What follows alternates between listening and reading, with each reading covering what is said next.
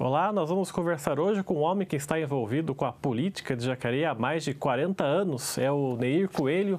Muito obrigado pela sua presença, por ter aceitado o nosso convite. É um prazer e espero atender a sua perspectiva do seu programa. Vamos começar um pouco falando sobre a trajetória do senhor, né? O senhor é nascido no Rio de Janeiro, Barra Mansa. Sim. O que o senhor lembra de lá? Qual que é a sua lembrança dali? Eu lembro que era uma cidade cinzenta, porque predominava uma metalúrgica, uma siderúrgica, Barra Mansa lá, siderúrgica grande do Grupo Votorantim. E era uma cidade, para que, vamos dizer assim, operária, bem operária mesmo. Tinha conjunto habitacional que a empresa dava para os funcionários, só que o desemprego era muito grande. E meu pai migrou para Jacareí. Aí o seu pai ficou desempregado lá? Ficou desempregado lá, aí vendia meia no trem, meia, sapato, andava no trem que tinha do Rio para cá, e chegava lá, ele veio até Jacareí, gostou de Jacareí, veio trabalhar na siderúrgica filial Corf, que era Mannesmann agora, né? O motivo para ele ter vindo a Jacareí foi para trabalhar na siderúrgica? Trabalhar na siderúrgica. E o senhor veio então com 5 anos para cá? 5 anos. E o que o senhor lembra desse início? Como é que era Jacareí quando o senhor chegou aqui? Então, Jacareí tinha a fama de ser cidade dormitório, né? Porque não tinha muita coisa na cidade. Aqui tinha, ali na Rua Santa Cecília, era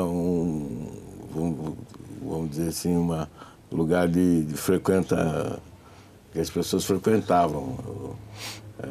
E não tinha quase casa na cidade, tinha 60 mil habitantes, alguma coisa assim. Era uma cidade, praticamente não tinha indústria. E vocês foram morar onde? Qual rua, quando vocês chegaram aqui?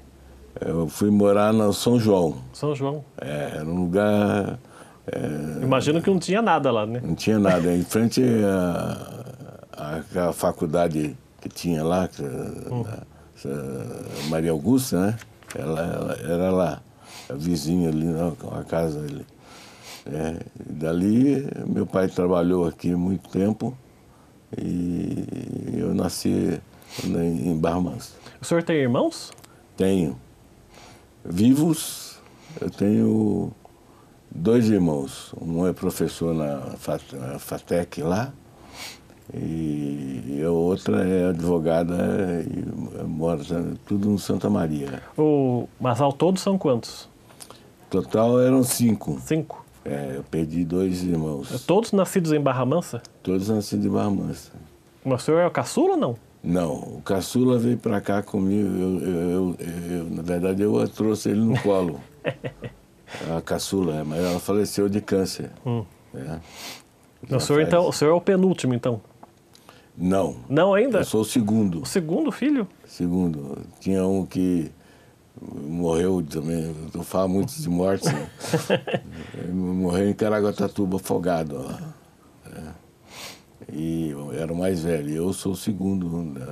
Depois tem mais um que é professor na FATEC, e tem a outra irmã que é advogada, e trabalhou no Banespa há muito tempo. E a sua mãe é dona de casa? Minha mãe era dona de casa. E que tipo de educação que o seu pai e a sua mãe deram para os filhos? Uma educação de mais liberdade ou uma educação daquelas rígidas? Como é que foi? Meu pai era... Eu apanhei do meu pai 2 vezes, certo? A primeira vez porque eu joguei a comida no chão. Apanhei. E outra vez eu não lembro muito. Agora, minha mãe era mais rígida. Eu sou de formação católica.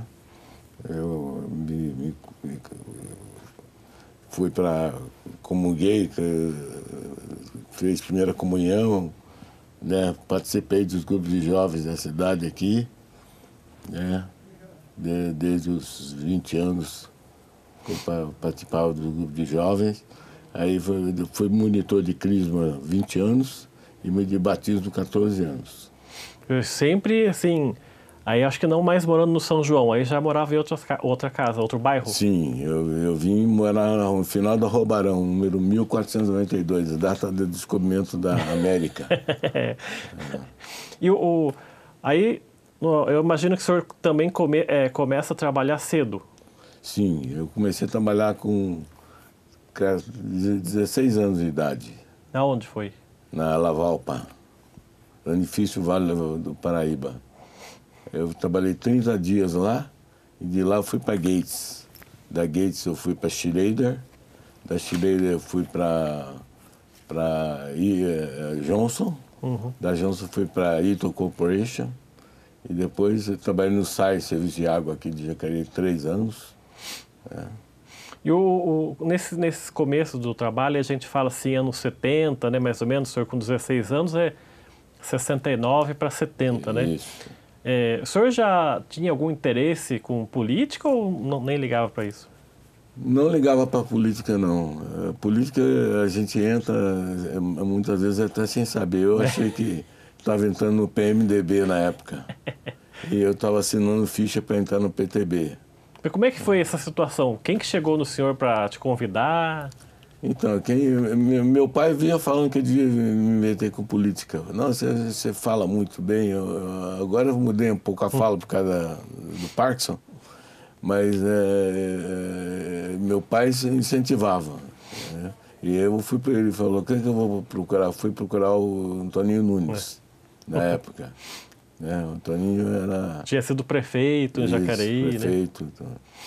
E aí o Antoninho Nunes me mandou assinar uma ficha lá na casa dele.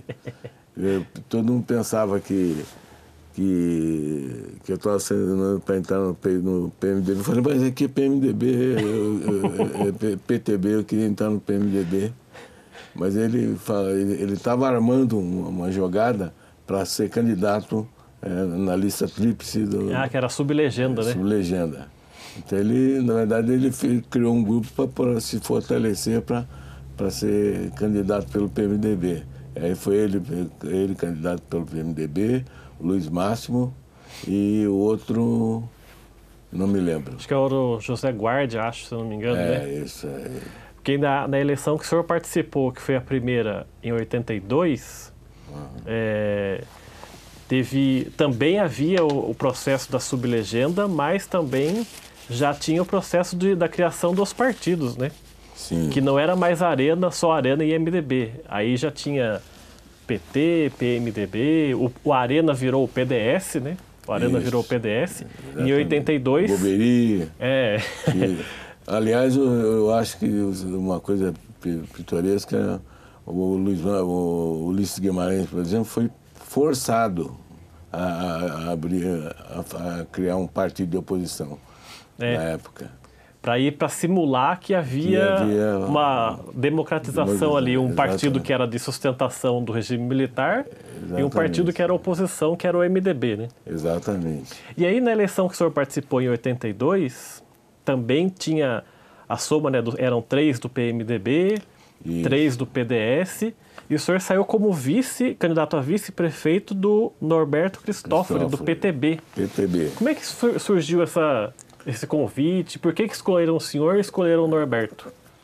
Na época, o que aconteceu é o seguinte, nós resolvemos fazer uma rebelião contra o Antoninho Nunes. Porque o Antoninho Nunes, ele armou e depois, um dia, tinha a reunião do partido, aí ele simplesmente fechou a porta do diretório e não deixou ninguém entrar. Aí nós nos reunimos na Praça Anchieta, ali na Praça Anchieta, e fizemos uma reunião ali, no meio da rua, e tomamos o partido do Antoninho Nunes, que era o PTB, aí tinha que sair candidato. Aí montamos uma chapa às pressas. Entendeu? Daí escolheram lá o Norberto para prefeito, e o senhor... ele me convidou para vir e falei, vamos. Eu trabalhava na Eaton nessa época. E a eleição de 82 foi uma eleição enorme, porque foi eleição para governador, Sim, cabo a rabo, tu vai de cabo a rabo, para governador, senador, deputado federal, deputado estadual, vereador e prefeito, né? Exatamente. Nessa altura, por exemplo, para governador de estado, que tinha Franco Montoro, tinha o Jânio e tinha um outro do PDS, que eu não lembro o nome, imagina como é que tem sido a campanha aqui em Jacareí, com comício. O que o senhor lembra dessa época da campanha de 82? 82 que eu lembro era que nós chegamos a fazer, vamos dizer assim, resolvemos fazer um comício até com os faróis dos carros iluminando, porque não tinha luz. E o Jânio esteve aqui em Jacareí, eu contei para você, né? O Jânio, parece que ele fazia aniversário em janeiro, e ele pegou e deu um dinheiro para fazer a fundação daquela capelinha na beira do rio lá. É o que eu lembro dele. Aí, nessa eleição de 82, o senhor e o Norberto tiveram 1.229 votos. Sim. Quem foi eleito foi o Telmo, né, de Almeida Cruz, prefeito de Jacareí, com o Demésio de vice dele, né? Exatamente. E aí, ainda não se podia votar para presidente, né? Foi uma eleição de cabo a rabo, sem escolher o presidente da República, né? Em 86, teve outra eleição para governador. Teve. E o senhor participou? Participei, eu era presidente do partido. Aí o PTB ainda? O PTB ainda com o Norberto. E o PTB lançou o Antônio Hermílio, né, de Moraes? Antônio Hermílio de Moraes. Contra o Quércia, que era do PMDB. Isso. O Quércia era vice do Franco Montoro, né? Era vice do Franco Montoro. O que o senhor lembra dessa de 86? Então, é o que eu contei para você. O Antônio Hermílio, quando veio aqui em Jacareí fazer campanha aqui, nós fomos pegar ele lá porque era comum naquela época você ir receber o candidato na entrada da cidade. Então, essa era uma praxe. Né? Então, nós fomos buscar o Antônio Hermílio lá, eu vim no carro com ele. E quando ele chegou aqui, a única pessoa que ele queria conversar era o Antônio Nunes, porque eu não mandava nada. A estrela da política aqui era o Antônio Nunes ainda, né? Exatamente, ainda era. Tem duas histórias que eu queria que o senhor contasse para a gente acabar esse primeiro bloco. A primeira era do cheque. A gente falou de 86, mas a gente pulou 84, que foi a campanha das diretas já, né? Como é que foi essa campanha? O senhor participou de comício, né? Sim, teve um comício muito grande, com 3.000 pessoas aqui na Praça Conde Frontin. E o Roberto Cardoso Alves, que já faleceu, tinha dado um dinheiro para o Antônio Nunes para fazer campanha aqui na cidade, a favor das diretas já e tal. Porque ele, inclusive, foi aquela tese lá, dando que se recebe. Foi ele que copiou, plagiou São Francisco de Assis.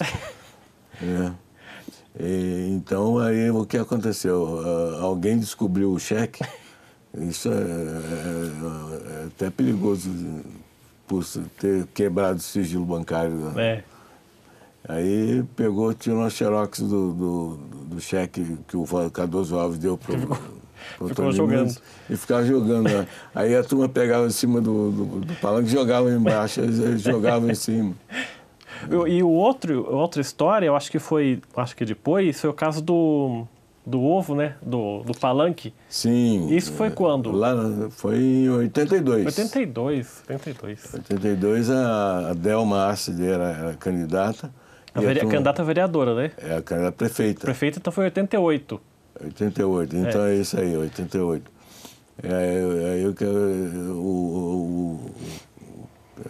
O Pedro pode contar isso melhor que eu. Pedro Faria. Pedro Faria desceu a escada, foi lá procurando quem é que está jogando ovo, pegou o ovo assim, e esmigalhou na cabeça da pessoa. A pessoa se mandou, saiu correndo. Dessa eleição de 88, vocês apoiavam a Delma?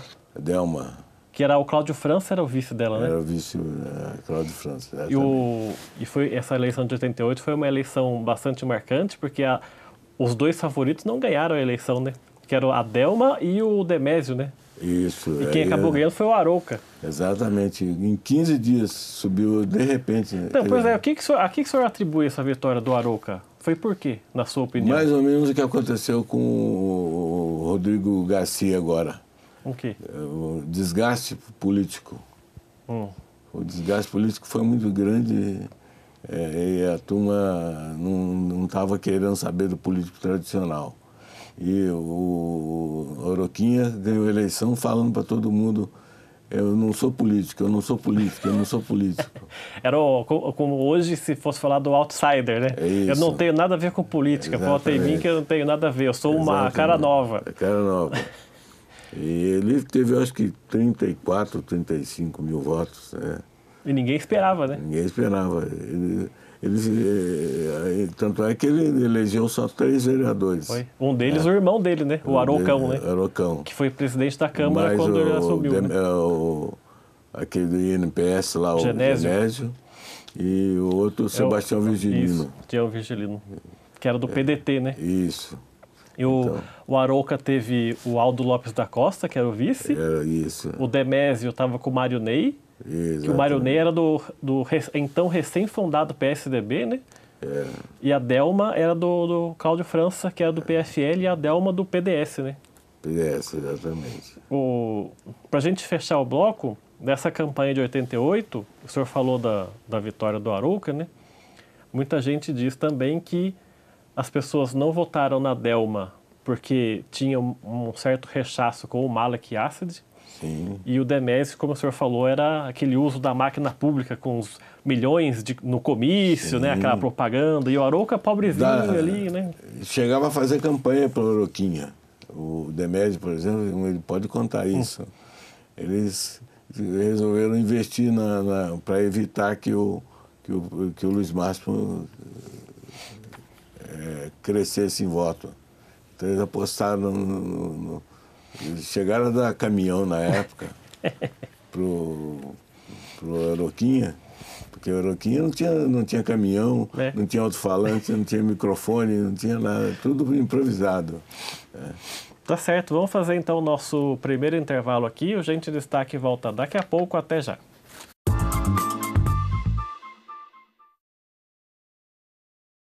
Não falta, né?